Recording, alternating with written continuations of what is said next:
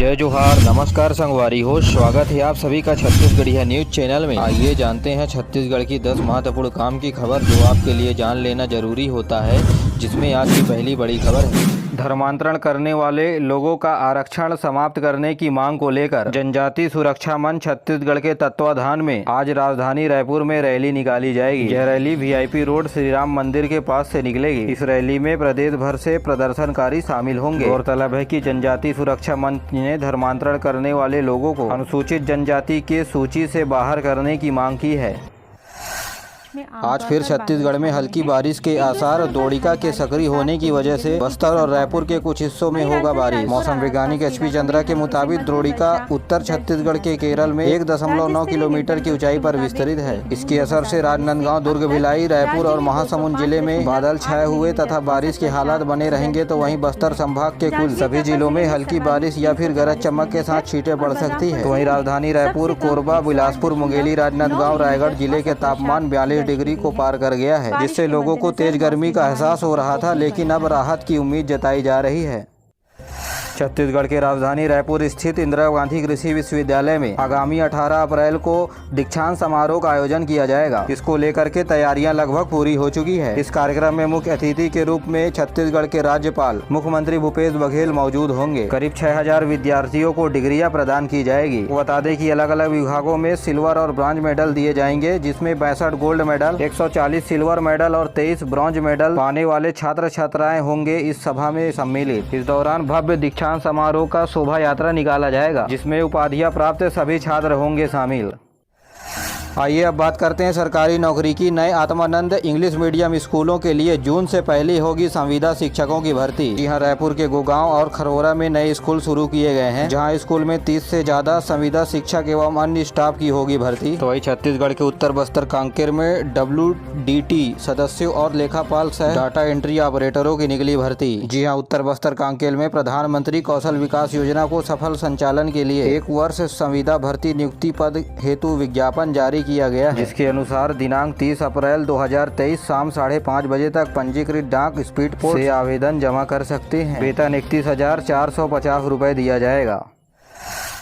सारंगढ़ भिलाईगढ़ के जवाहर नवोदय विद्यालय में कक्षा 6वीं में प्रवेश लेने के लिए परीक्षा 29 अप्रैल को आयोजित की गई है। देश भर में भारत सरकार के द्वारा संचालित जवाहर नवोदय विद्यालय के शैक्षणिक सत्र 2023-24 के लिए कक्षा 6वीं में प्रवेश हेतु 29 अप्रैल को सुबह 11:30 बजे से दोपहर 1:30 बजे तक आयोजित की जाएगी। जिले के विद्यार्थी एडमिट कार्ड डाउनलोड कर सकते हैं। इसके अलावा इसी जिले सारंगढ़ भिलाईगढ़ में एकलव्य आवासीय विद्यालय के कक्षा 6वीं में प्रवेश के लिए 23 अप्रैल को सुबह 10 बजे से 12 बजे तक जिला स्तरीय परीक्षा का आयोजन कराया जा रहा है। केंद्र सरकार ने प्रधानमंत्री फसल बीमा योजना के बेहतर क्रियान्वयन के लिए छत्तीसगढ़ को उत्कृष्ट पुरस्कार से सम्मानित किया है। रायपुर में आयोजित 9वीं राष्ट्रीय समीक्षात्मक कार्यशाला में डॉक्टर कमलप्रीत सिंह को पुरस्कार और प्रशस्ति पत्र सौंपा। इस उपलब्धि के लिए मुख्यमंत्री भूपेश बघेल और कृषि मंत्री रविन्द्र चौबे ने कृषि विभाग के अधिकारियों को बधाई दी है। गौरतलब है कि प्रधानमंत्री फसल बीमा योजना के अंतर्गत छत्तीसगढ़ में चालू वित्तीय वर्ष के दौरान 6,77,000 से अधिक पात्र किसानों को फसल बीमा योजना का लाभ दिलाया गया है। किसानों को बीमा राशि के रूप में 192 करोड़ रुपए से अधिक की राशि दी गई है। केंद्रीय सशस्त्र बल में सामान्य ड्यूटी के लिए कांस्टेबल की परीक्षा में अब हिंदी और अंग्रेजी के अलावा 13 क्षेत्रीय भाषाओं में भी परीक्षा दी जा सकेगी। सशस्त्र पुलिस बल में युवाओं की भागीदारी बढ़ाने और क्षेत्र के लोगों को जोड़ने एवं संस्कृति को बढ़ावा देने के लिए गृह मंत्री अमित शाह की ओर से यह पहल की गई है। यह निर्णय अगले वर्ष 1 जनवरी से प्रभावी होगा। इससे लाखों छात्रों को अपनी क्षेत्रीय भाषाओं में परीक्षा देने का अवसर मिलेगा। सामान्य कांस्टेबल भर्ती परीक्षा का आयोजन SSC के द्वारा किया जाता है। उन्होंने राज्य सरकार से आग्रह किया है कि स्थानीय युवाओं को यह परीक्षा अपनी स्थानीय भाषाओं में देने के लिए उन्हें प्रेरित करें।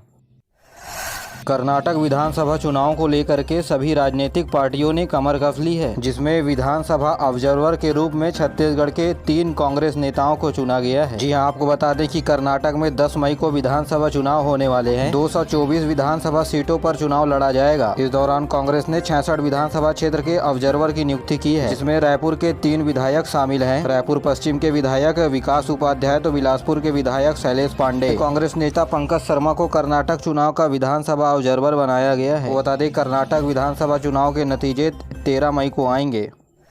छत्तीसगढ़ में कोरोना की पॉजिटिविटी दर बढ़ करके 13% से अधिक हो गई है। प्रदेश में कल हुए 1517 सैंपलों की जांच में 209 व्यक्ति कोरोना संक्रमित पाए गए। इन्हें मिला 11 लाख के आसपास मरीजों की पुष्टि हो चुकी है। वर्तमान में सुकमा जिले में कोरोना संक्रमण का एक भी मामला नहीं है। प्रदेश के 1400 मरीजों का इलाज होम आइसोलेशन या विभिन्न अस्पताल में चल रहा है। बस्तर में रमन सिंह के मुख्यमंत्री बनने के बाद बीरनपुर में हेट स्पीच को लेकर के पुलिस ने जारी किया नोटिस। बघेल ने नक्सली मामले को लेकर के बड़ा बयान दिया है। कोई सैलानी बस्तर घूमने नहीं जाता था। वहां के आदिवासी व्यापारी नौजवान नक्सलियों के दहशत से डरे हुए थे। ये पहचान बना करके डॉक्टर रमन सिंह ने रखा था।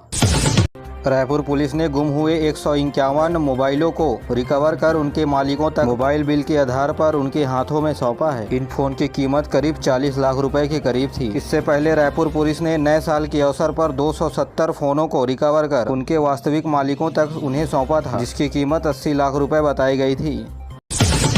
जम्मू कश्मीर में 62 दिन की अमरनाथ यात्रा इस दौरान 1 जुलाई से शुरू होकर के 30 अगस्त तक चलेगी। यह यात्रा अनंतनाग जिले से शुरू होगी। यात्रा के लिए पंजीकरण 17 अप्रैल से ऑनलाइन और ऑफलाइन दोनों माध्यम में किया जा सकेगा। इस दौरान यात्रा करने वाले सभी लोगों को सर्वश्रेष्ठ सुविधा प्रदान की जाएगी।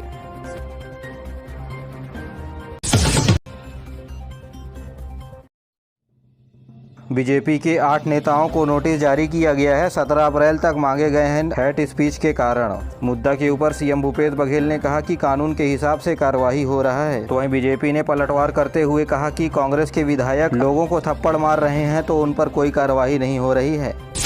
मान योजना का शुभारंभ किया। कांग्रेस के राष्ट्रीय सचिव प्रियंका गांधी वाड्रा इस कार्यक्रम में मुख्य अतिथि के रूप में मौजूद रहे। इस मौके पर प्रियंका गांधी और भूपेश बघेल बस्तर संभाग के अलग अलग महिलाओं के समूहों को सहायता राशि के चेक बांटे।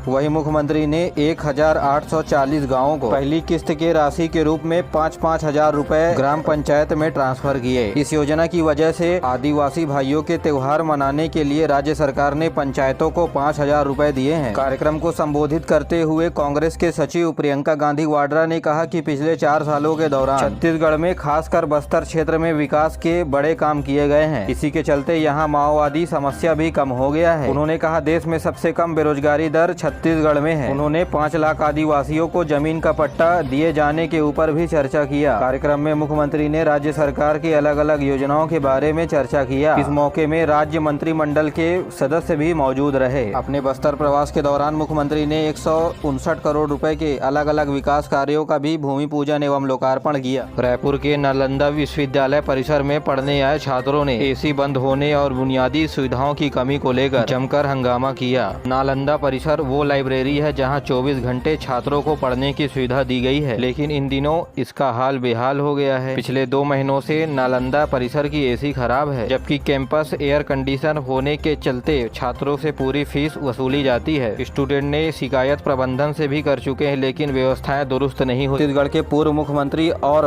भाजपा के राष्ट्रीय उपाध्यक्ष रमन सिंह ने भारत के खाद्य मंत्री पीयूष गोयल को पत्र लिखकर कहा है कि छत्तीसगढ़ में कोरोना काल के दौरान चावल घोटाला हुआ है। उन्होंने आरोप लगाया है कि केंद्र सरकार की ओर से गरीब परिवारों के लिए प्रधानमंत्री अन्न योजना के तहत के लिए भेजे गए अतिरिक्त चावल में से करीब 1.5 करोड़ क्विंटल का वितरण नहीं हुआ है और इस चावल का अनुमानित मूल्य 5,000 करोड़ रुपए है।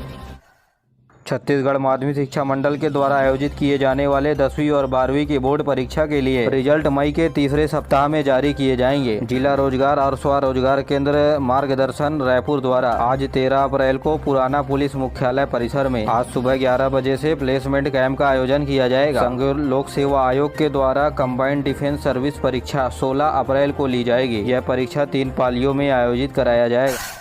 राजधानी रायपुर में मंगलवार को कोटवार संघ के पदाधिकारी और सदस्यों ने बैठक ली, जिसमें इन्होंने निर्णय लिया कि 18 से 20 अप्रैल के बीच राजधानी रायपुर में बड़ा आंदोलन किया जाएगा। इन कोटवारों की मांग है कि इन्हें नियमितीकरण किया जाए, साथ ही भूमि कारणों में सुधार लाकर माल गुजारों द्वारा दी गई जमीनों को इन्हें वापस लौटाई जाए। आपको बता दें कि इस आंदोलन में कोटवार एसोसिएशन के प्रदेश भर के करीब 16,000 कोटवार नियमितीकरण की मांग पर एक साथ 18 से 20 अप्रैल के बीच